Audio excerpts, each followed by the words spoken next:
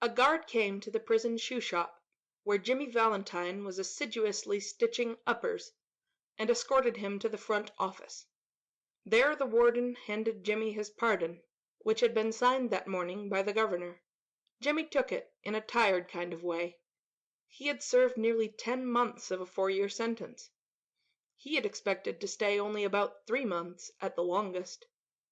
When a man with as many friends on the outside as Jimmy Valentine had is received in the stir, it is hardly worth while to cut his hair.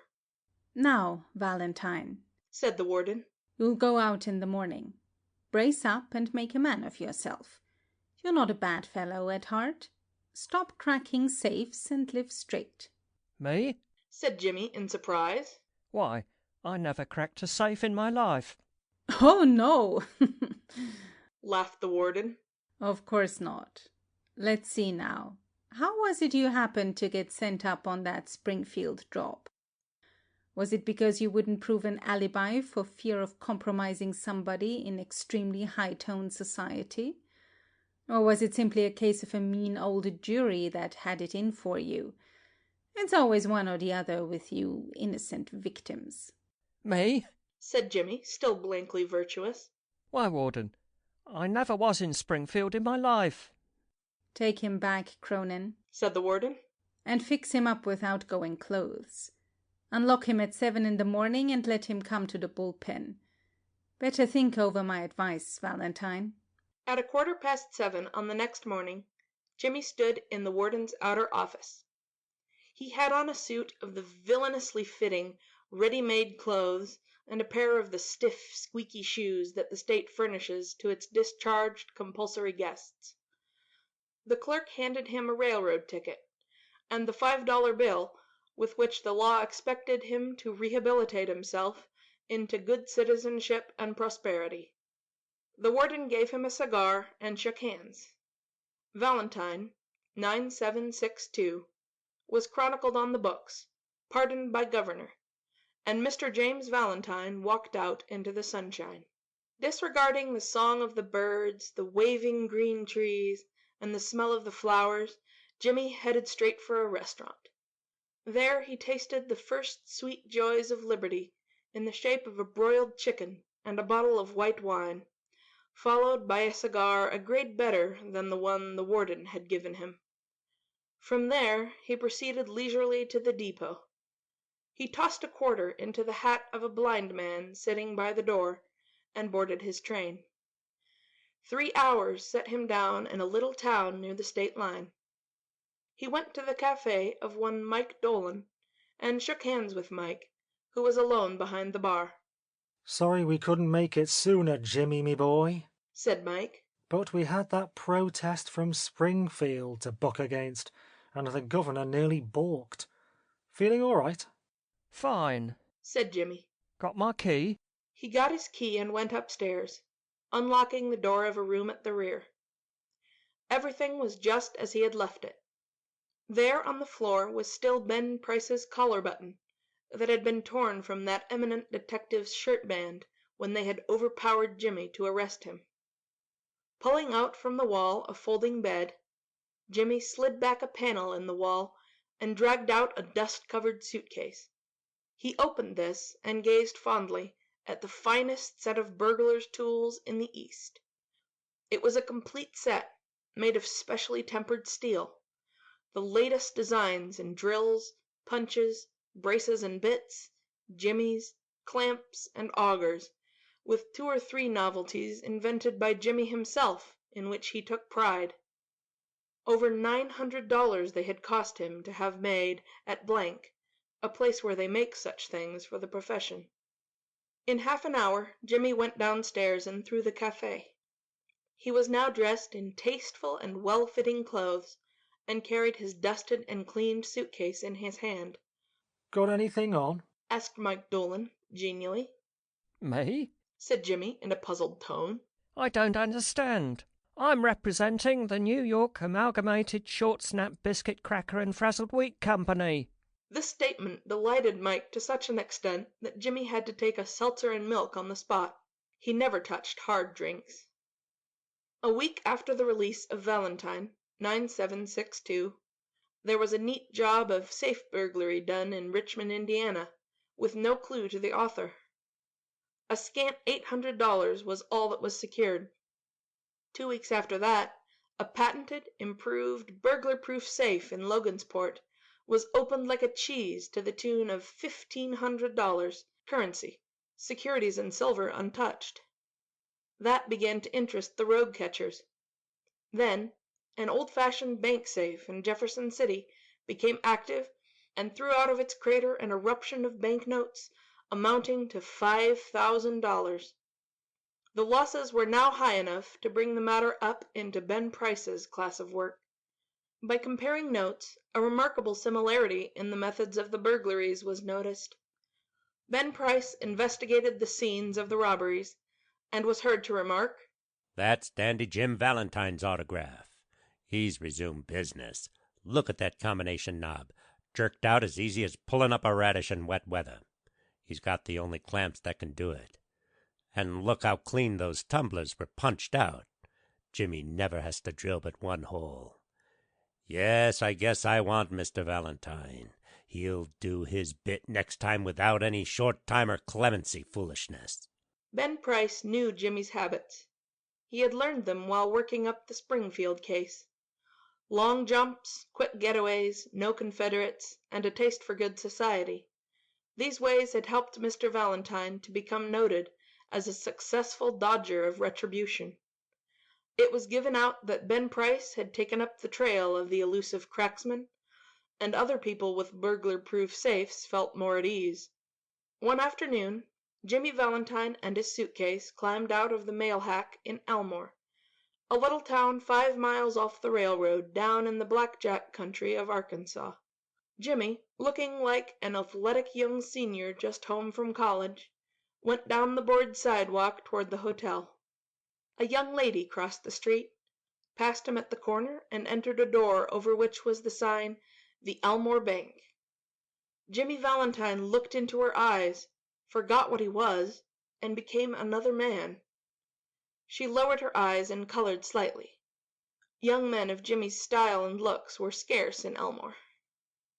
Jimmy collared a boy that was loafing on the steps of the bank, as if he were one of the stockholders, and began to ask him questions about the town, feeding him dimes at intervals. By and by the young lady came out, looking royally unconscious of the young man with the suitcase, and went her way. "Isn't that the young lady Polly Simpson?" asked Jimmy with specious guile. "Nah," said the boy. "she's Annabelle Adams.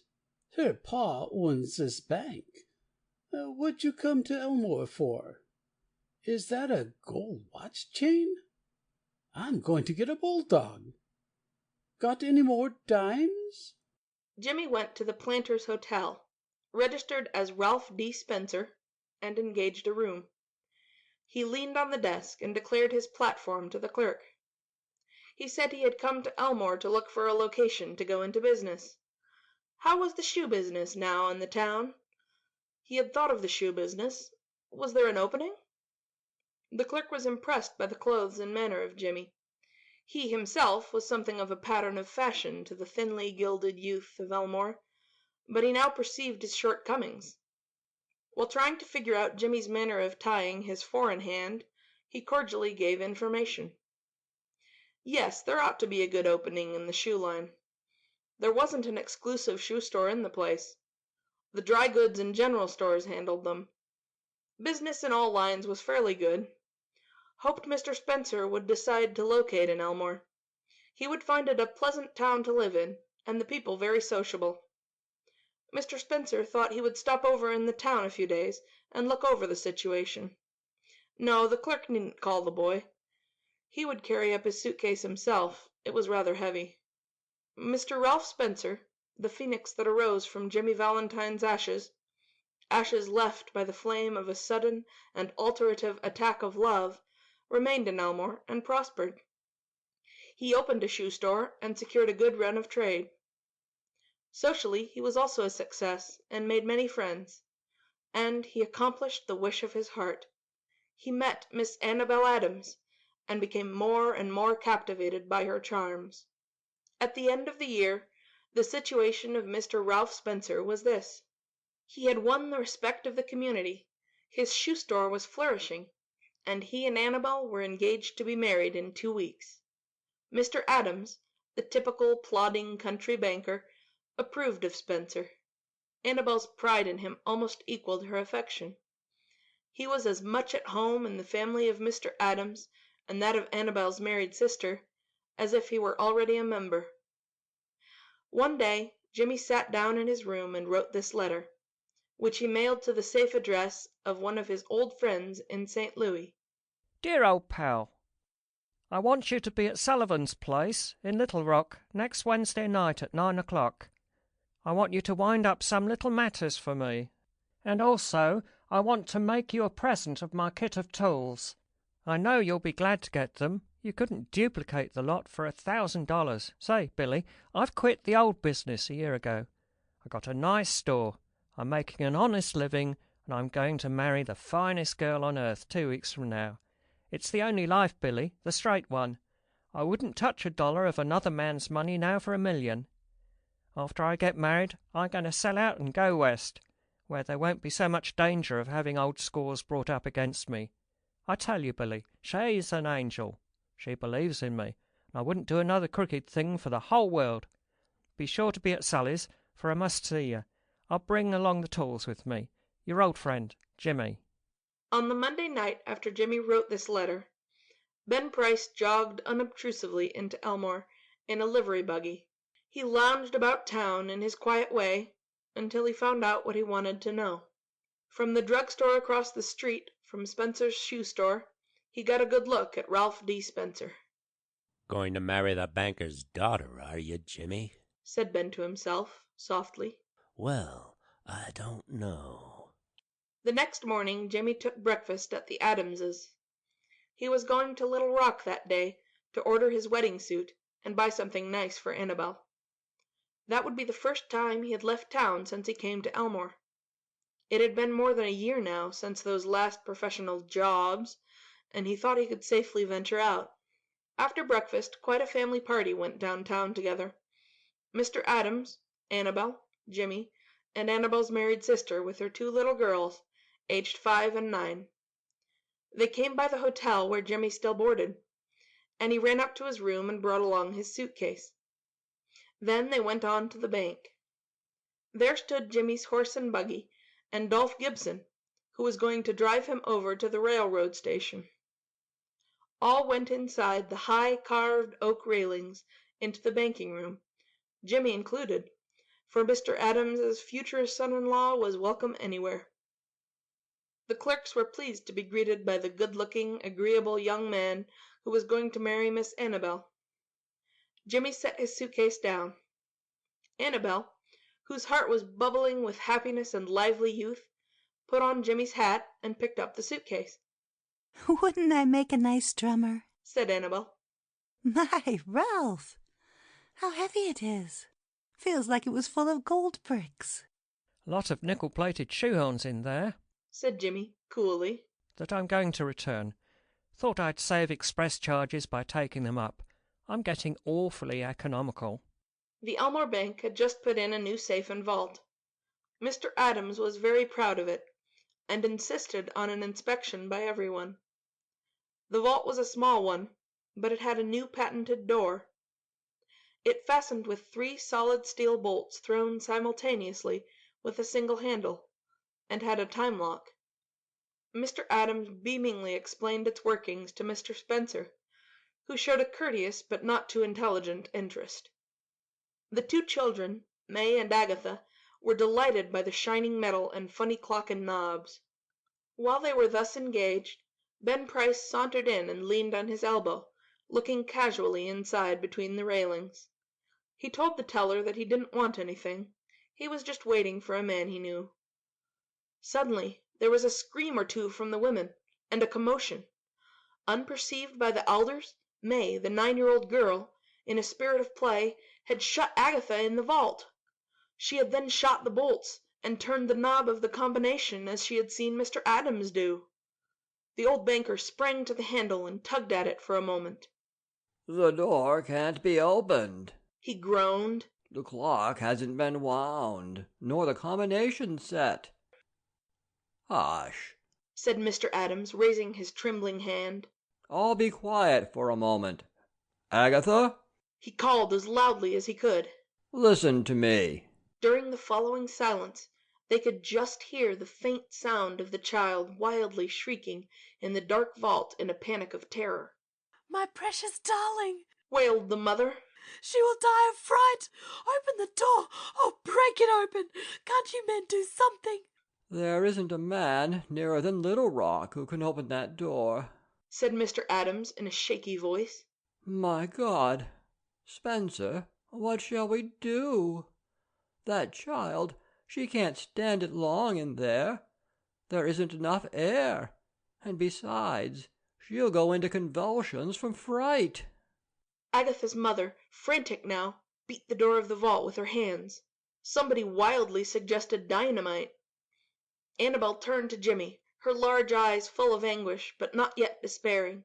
To a woman nothing seems quite impossible to the powers of the man she worships. Can't you do something, Ralph? Try, won't you? He looked at her with a queer, soft smile on his lips and in his keen eyes. Annabel, he said. Give me that rose you're wearing, will you? Hardly believing that she heard him aright, she unpinned the bud from the bosom of her dress and placed it in his hand. Jimmy stuffed it into his vest pocket, threw off his coat, and pulled up his shirt sleeves. With that act, Ralph D. Spencer passed away, and Jimmy Valentine took his place. Get away from the door, all of you, he commanded shortly. He set his suitcase on the table and opened it out flat. From that time on he seemed to be unconscious of the presence of anyone else. He laid out the shining, queer implements swiftly and orderly, whistling softly to himself as he always did when at work. In a deep silence and immovable, the others watched him as if under a spell. In a minute Jimmy's pet drill was biting smoothly into the steel door. In 10 minutes, breaking his own burglarious record, he threw back the bolts and opened the door. Agatha, almost collapsed but safe, was gathered into her mother's arms. Jimmy Valentine put on his coat and walked outside the railings towards the front door. As he went, he thought he heard a far-away voice that he once knew call, Ralph! But he never hesitated. At the door, a big man stood somewhat in his way. Hello, Ben, said Jimmy, still with his strange smile. Got around at last, have you? Well, let's go. I don't know that it makes much difference now. And then Ben Price acted rather strangely. Guess you're mistaken, Mr. Spencer, he said. Don't believe I recognize you. Your buggy's waiting for you, ain't it? And Ben Price turned and strolled down the street.